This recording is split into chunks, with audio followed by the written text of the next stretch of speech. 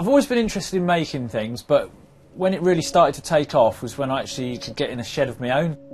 I think if you was to trace it back to find out where it all started in terms of making some of the crazy things that I've made today, I think you'd probably have to look at the Wall of Death. Because we built the Wall of Death because I had loads of pallets left over from the world's biggest bonfire that we didn't manage to get moved.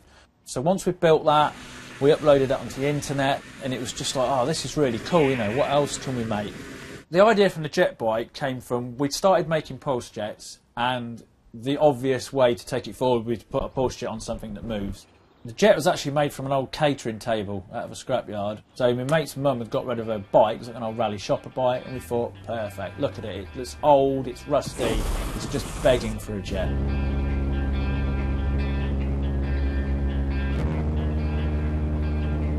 So I've got 5 Guinness World Records: biggest bonfire, longest motorbike, fastest mobility scooter, fastest pram and fastest toilet. The great thing about the Guinness World Records, it can give quite a mundane and stupid task a meaning, because like the world's fastest toilet, for instance, if you said, you know, I want to go faster than 40, 50 mile an hour on a toilet, most people would just think, why, you know, why do you want to do that? But whereas when you're doing it for a world record, it gives it a meaning, and all of a sudden it becomes like socially acceptable.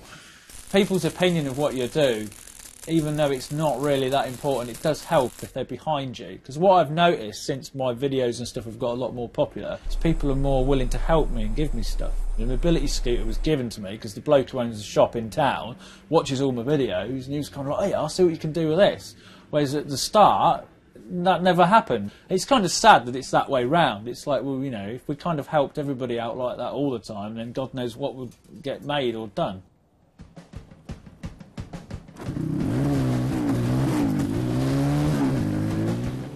The mobility scooter did 71 mile an hour, so cramming a motorbike engine in there and all the controls, gear shifting and stuff like that, that's where the skill lies, I suppose.